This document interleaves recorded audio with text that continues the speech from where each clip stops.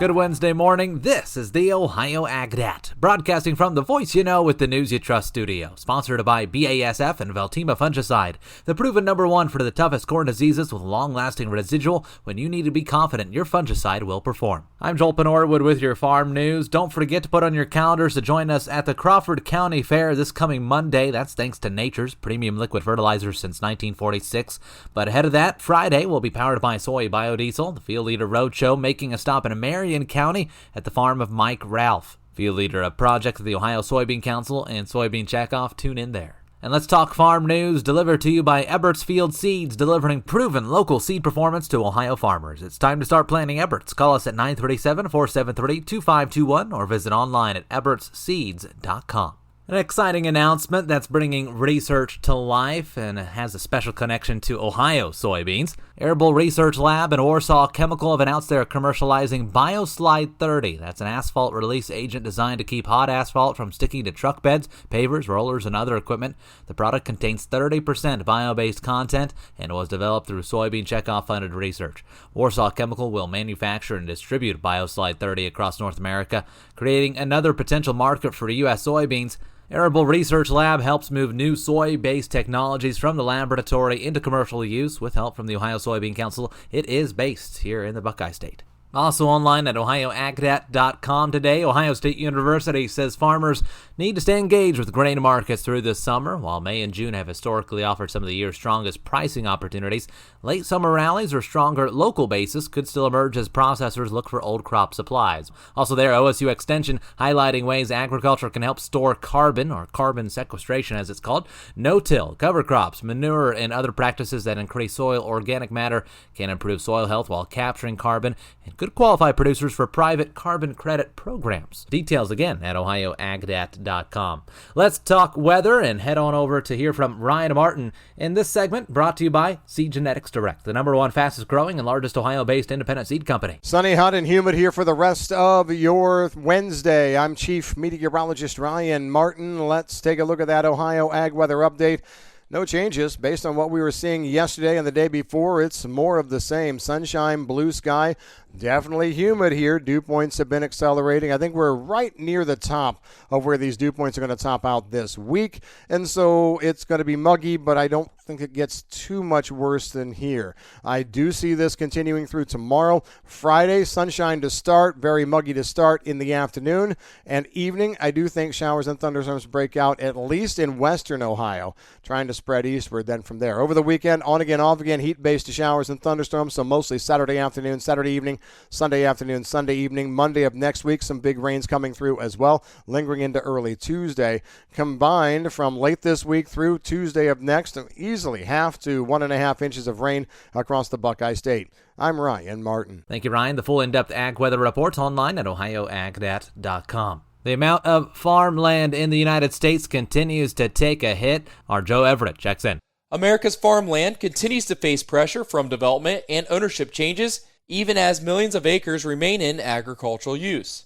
Since 1982, cropland, pastureland, and rangeland have declined, while developed land has increased by nearly 48 million acres, or 66%, a landmass roughly the size of Nebraska. While some acres shift between cropland, pastureland, and Conservation Reserve Program, land converted to housing, roads, and industrial use is far less likely to return to production. At the same time, access to farmland is becoming a growing concern for farmers and ranchers. Over 2 million landowners rented out nearly 348 million acres for agriculture in 2024, with non-operating landlords controlling 79% of the rented acres. More than 1/3 of those landlords are age 75 or older, raising questions about succession planning, rental access, and affordability for young and beginning farmers. Analysts say the issue is no longer just farmland loss, but who will have access to farm it in the future. For the Ohio AgNet, I'm Joe Everett reporting. Thank you, Joe.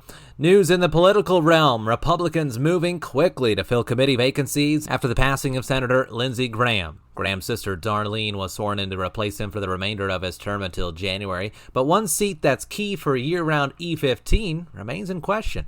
Iowa Senator Chuck Grassley says it's Mitch McConnell, who's been sidelined for medical issues and has been the focus of quite a bit of public attention lately, is key for E15. Soon will fill the various vacancies on the committee. The unknown is when McConnell gets back, and that's very necessary to have a Republican majority on the Appropriations Committee. McConnell chairs the Defense Appropriations Subcommittee. That's where year-round E-15, worth billions in new farm income, would be considered as part of an Iran war supplemental. President Trump has asked that E-15 and about $11 billion in new farm aid be made part of that bill.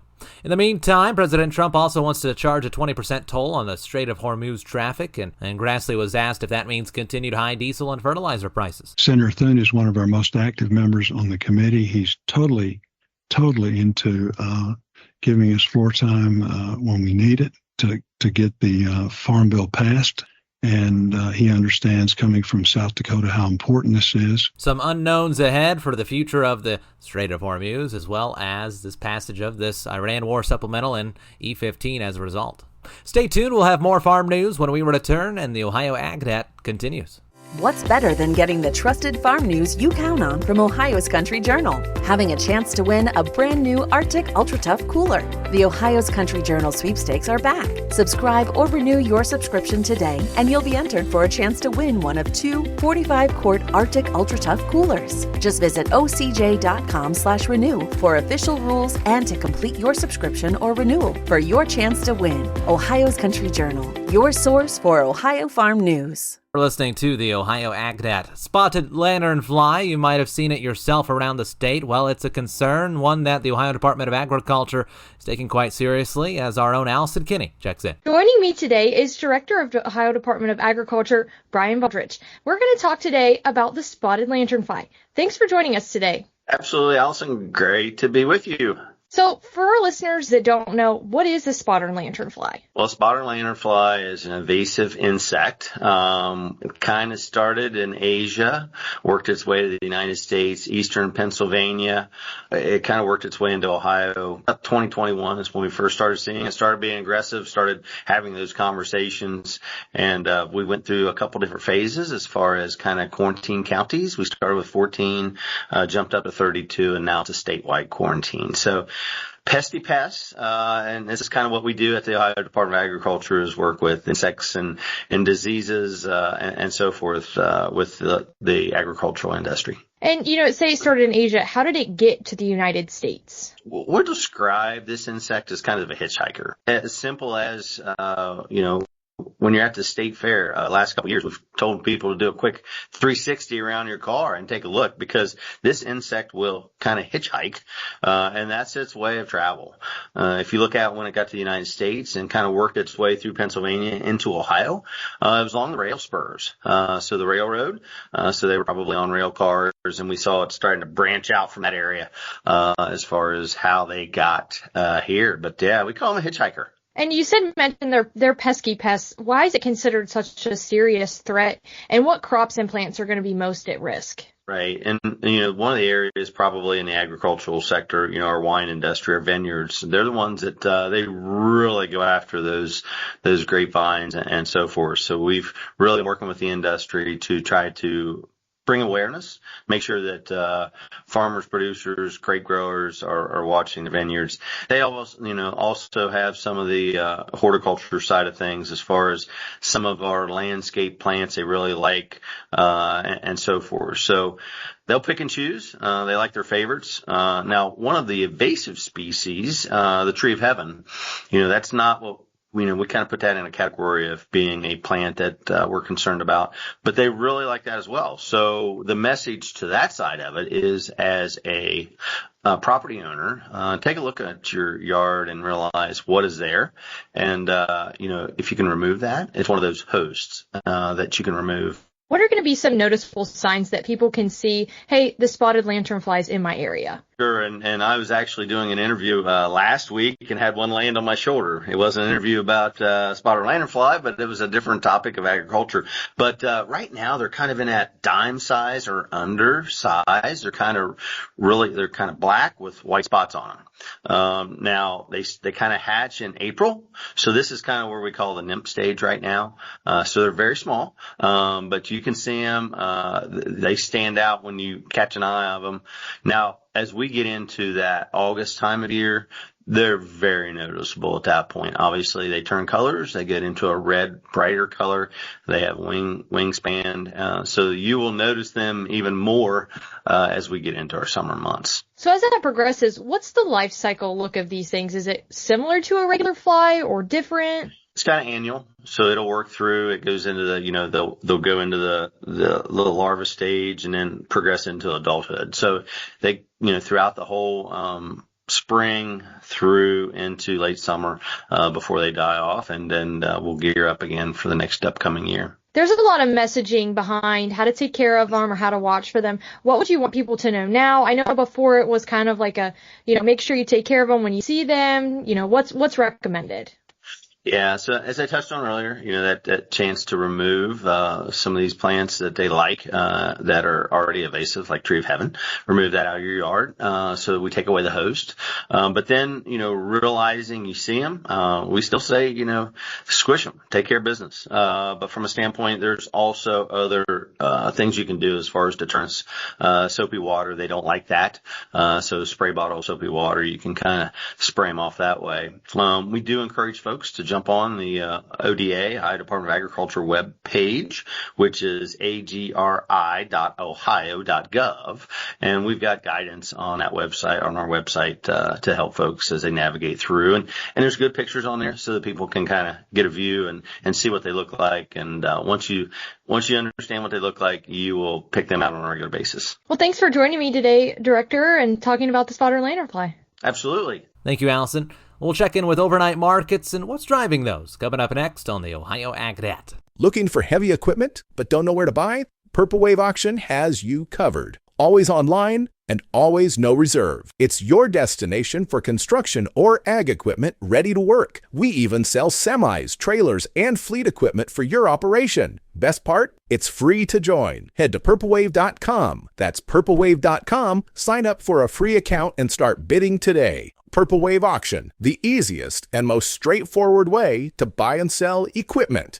Are you looking for the latest in Ohio agriculture? Well, you can get it all in one place. The Ohio AgNet Podcast. Join us as we sit down with farmers, experts, and ag leaders from across the Buckeye State. From the latest news to interviews that matter, we're here to keep you informed and connected. Whether you're in the tractor, the truck, or the shop, we bring the conversation to you. Search Ohio AgNet Podcast on your favorite app or find it on Facebook or YouTube. Don't miss a minute of the Ohio AgNet Podcast. Subscribe today.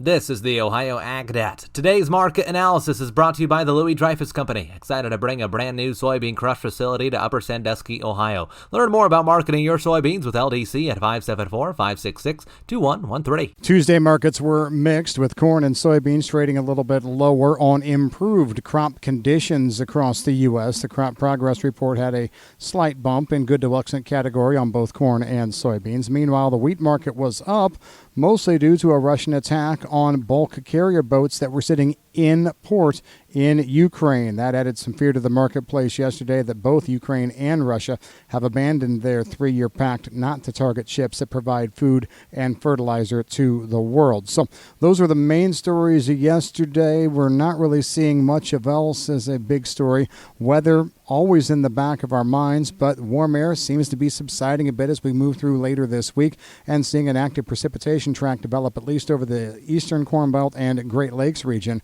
from this weekend through next week. And we're also not seeing or hearing about many problems out west either at this point. So rain makes grain. That's the mantra. I'm Ryan Martin. Overnight market numbers in Chicago staying mostly steady. September corn up 1/4 penny to 4.38 3/4. December new crop corn's up 3/4 cent as well to 4.61 1/4.